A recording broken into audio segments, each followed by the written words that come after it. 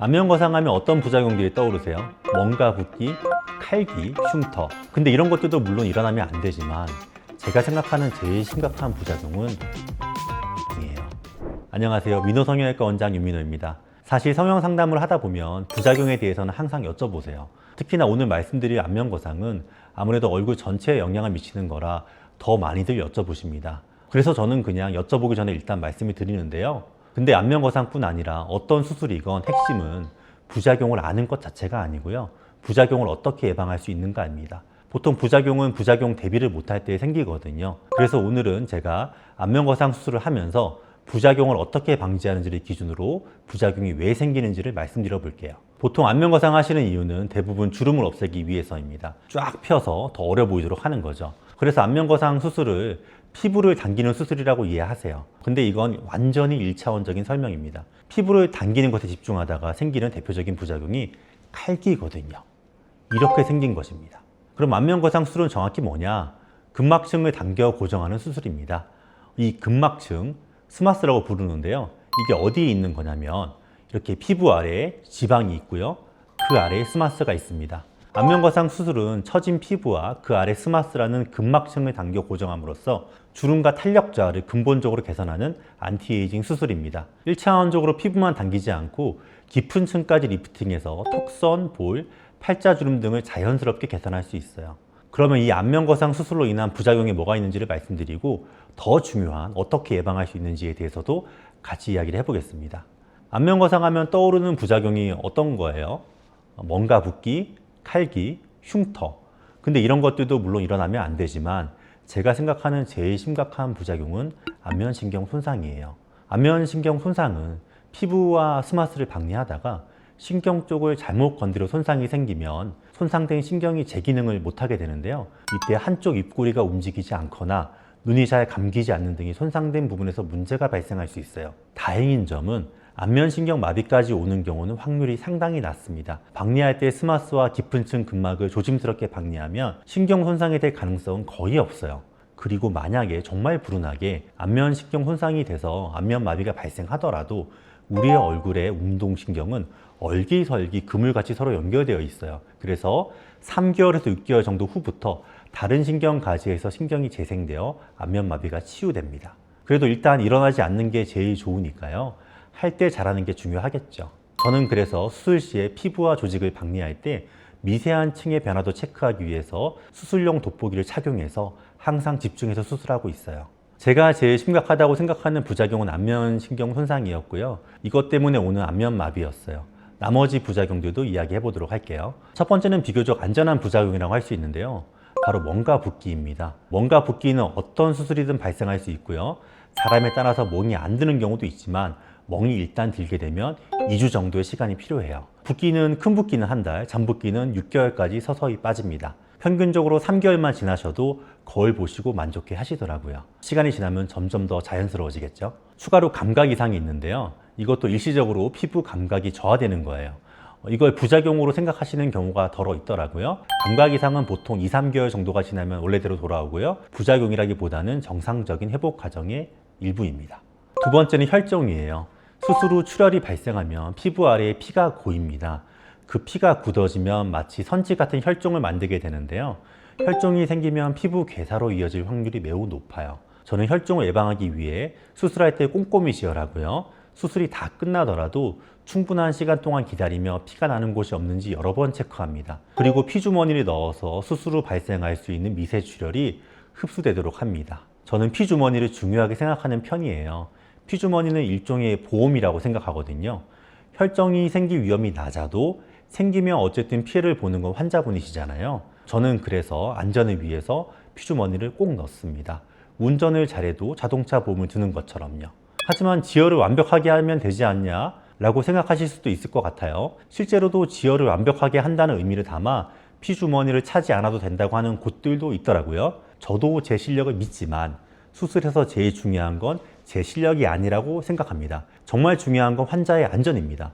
여러분들도 그렇기 때문에 높은 실력을 가진 의사를 찾게 되잖아요. 물론 제 실력도 중요하지만 제 실력 하나를 입증하기 위해서 환자의 안전장치 하나를 포기할 필요까지는 없다고 생각해요. 정말 중요한 건 환자분의 안전이니까요. 세 번째는 탈모입니다. 웬 탈모인가 싶으시죠? 거상을 하면서 절개선 부위로 부분적인 탈모가 올 수 있어요. 이건 일시적인 탈모라 대부분 3개월이 지나면 새로운 모발 사이클이 돌아오고요. 솜털이 올라오면서 머리가 자라게 됩니다. 그래도 갑자기 머리가 우수수 빠지면 당황스럽기도 하고 걱정도 많이 되시니까요. 탈모 부작용을 줄이기 위해 피부를 억지로 당겨서 봉합하지 않습니다. 그래서 남는 여분만큼의 피부만 절제해서 당겨지는 느낌 없이 봉합하고요. 또 절개선의 모낭 방향에 평행하게 비스듬히 기울여 넣어서 탈모를 줄이려고 노력하고 있습니다. 네 번째는 칼귀인데요. 안면거상하면 대표적으로 떠오르는 부작용이죠. 칼귀는 당겨두었던 피부가 다시 처지면서 귓볼 부분이 아래쪽으로 당겨져서 생깁니다. 안면거상은 피부만 당기는 게 아니라 피부 속에 스마스라는 근막층도 함께 리프팅을 해줘야 돼요. 그러지 않고 피부만 어설프게 당기면 리프팅 효과도 많이 짧고요. 리프팅 효과가 짧으니 피부가 다시 처지면서 칼귀가 생기게 되죠. 이게 전부 당기는 데에 초점을 맞추면 다른 곳에서 문제가 생기게 되는 것과 같습니다. 물론 얼굴을 당기는 수술이지만 결국에는 환자가 불편하지 않아야 하고 어딜 봐도 자연스럽고 예뻐야 하는 게 성형수술이잖아요. 그러면 제대로 적당히 당길 수 있어야 하는데 이걸 어떻게 할 수 있냐면요. 피부뿐이 아니라 스마스까지 제대로 당기는 건 기본이고 저 같은 경우는 귀 밑 인대와 귓볼을 고정해서 내려가지 않도록 고정하고 있어요. 적당히 하기 위해 피부 절제를 너무 타이트하게 하지도 않습니다. 타이트하면 귓볼이 당겨지고 칼귀가 생길 수 있으니까요. 다섯 번째는 어색한 표정이에요. 저도 유튜브를 하다 보니까 여러 가지 댓글들을 많이 보게 되는데요. 안면거상에 대해서 이야기하는 영상들에 주변에서 안면거상 했는데 부자연스럽더라 라는 의견이 정말 많더라고요. 물론 초반에는 일시적인 어색함이 있을 수 있죠. 붓기도 있고요. 얼굴도 당겨져 있으니까 근육의 경직 때문에 표정 짓는 게 이전보다 어려워지고 그래서 표정 변화가 많이 없어서 어색해 보일 수 있어요. 하지만 이런 어색함은 수술을 제대로 잘 했다면 2, 3개월 정도 지나 붓기가 빠지고 근육이 자연스럽게 움직일 수 있게 됐을 때 점점 자연스러워집니다. 그래서 수술한 지 얼마 안 된 붓기가 있는 초기의 모습을 보면 부자연스럽다라는 생각이 드실 수 있어요. 어색한 표정이란 부작용도 똑같습니다. 얼굴을 당기지만 부자연스러움을 수술한 의미가 없잖아요. 그래서 올바르게 제대로 당기는 게 중요하죠. 무조건 억지로 많이 당기지 않고 개개인의 피부 상태, 얼굴의 골격, 자주 짓는 표정들을 고려하고 당기는 정도를 조정해야 합니다. 그리고 박리를 할 때도 유지인대까지 제대로 박리를 해야 스마스라는 근막층이 잘 당겨집니다. 그래서 박리를 섬세하게 잘 하는 것도 중요해요. 이게 부실하면 어딘가 걸리고 찝히는 부분이 생기고 그러면 생각대로 당겨지지 않고 억지로 당길 수밖에 없어요. 이렇게 근막층을 충분히 당기지 못한 부분을 피부만 억지로 당기는 식으로 해결하게 됩니다. 그러면 이제 선풍기 맞은 얼굴처럼 부자연스러워져요. 당기는 데만 신경 썼으니까요. 마지막으로 걱정하시는 게 흉터인데요. 솔직하게 말씀드리면 피부를 절개하는 안면거상 수술에서 흉터가 아예 없을 수는 없습니다. 하지만 수술 후 6개월 정도가 지나면 흉터는 흐려져서 자세히 보지 않으면 잘 안 보이게 돼요. 그래도 이 흉터를 최대한 안 보이게 하려고 의사들도 다양하게 노력하는데요. 저 같은 경우도 흉터를 잘 안 보이게 하기 위해서 헤어라인 안쪽에서 절개를 시작해서 귓바퀴 앞 주름을 따라 내려오고 이주 부위에서는 절개를 뒤로 숨깁니다. 그리고 귓볼 앞부위에서는 다시 기존 주름을 이용해서 절개선이 보이지 않도록 하고 있어요. 뒤쪽은 머리카락 때문에 안 보이니까 겉으로 보일 수 있는 부분은 귓바퀴 앞에 약 1에서 1.5cm 정도, 귓볼 앞에 약 1cm 정도인데요. 이 부분들마저도 기존 주름과 겹치게 만들어서 흉터처럼 보이지 않도록 하는 거죠. 저는 이런 식으로 최대한 흉터를 숨기고 있습니다.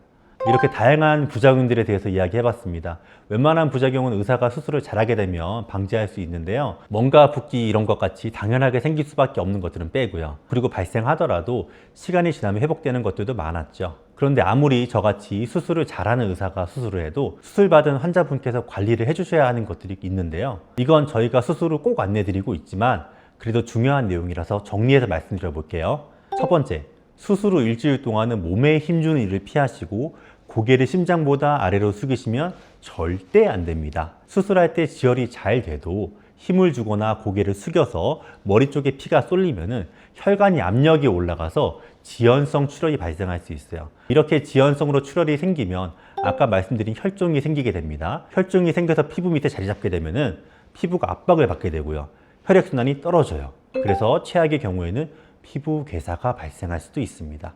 두 번째, 세안과 샴푸는 병원에서 알려주는 스케줄에 맞춰서 해주세요. 저희 같은 경우는 수술 후 이틀째 샴푸를 해드리고요. 9일째 실밥을 풀고 나서 세안과 샴푸를 셀프로 하시도록 교육하고 있어요. 절개 부위는 적당히 촉촉한 상태가 유지돼야지 회복이 잘 되는데요. 근데 잦은 샴푸로 상처 부위가 계속 젖어 있다면 상처가 잘 낫지 않고 벌어지거나 심하면 염증이 생길 수도 있어요. 그리고 수술 이틀째 붕대를 풀면서 땡김이라고 부르는 안면 밴드를 해드리는데요. 이 땡기미를 수시로 잘 착용해 주셔야 붓기도 빨리 빠지고 예쁜 얼굴 형태로 잘 아물게 됩니다. 안면 거상 수술을 하면 근막층과 피부 조직이 서로 분리된 상태인데요. 그 사이에 혈액이나 조직이 고이기 쉬워요. 그렇게 되면 혈종이나 염증 등의 부작용이 생겨서 울퉁불퉁해지거나 수술 효과가 떨어질 수 있습니다. 그래서 이 땡기미를 수술 후 첫 일주일은 24시간 써주시고요. 그 이후에도 수시로 써주셔야 만족스러운 수술 효과를 얻으실 수 있습니다. 마지막 세 번째인데요. 너무너무 당연하지만 술, 담배 절대 안 됩니다. 특히 담배는 안면 거상 수술에 정말 치명적이에요. 담배 한 개비의 니코틴과 타르만으로도 피부에 모세혈관이 수축돼 가지고 혈액순환이 잘 안 될 수 있어요. 혈액순환이 안 되면 잘 아물지 않는 것은 물론이고 심하면 피부 괴사가 생길 수 있습니다. 수술 전 보름 그리고 수술 후 한 달까지는 절대 금연하셔야 해요. 술도 담배만큼은 아니지만 그래도 금주하셔야 됩니다. 알코올은 우리 몸의 면역력을 떨어뜨리기 때문에 수술 후 잘 아물지 않고 염증이 발생하기 쉬워져요. 쉽지 않은 수술 큰 마음 먹고 받으시는 건데 이거 두 개는 꼭 잘 참고 예쁜 얼굴 되셨으면 좋겠어요. 이렇게 안면 거상 수술로 생길 수 있는 부작용과 수술 후 관리법까지 알아보았습니다. 생각보다 부작용이 많아서 놀라셨나요? 그래도 안면 거상 알아보고 계신다면 꼭 알아야 하는 것들이라고 생각해요. 어떤 부작용들이 있고 왜 생기는지를 아는 것만으로도 병원을 알아보실 때 의사 선생님께 물어볼 수 있는 게 많아지잖아요. 우려되는 부분에 대해서 확실하게 서로 이야기를 하고 안전하게 수술하셨으면 좋겠습니다. 저는 윤민호 원장이었고요. 시청해주셔서 감사합니다.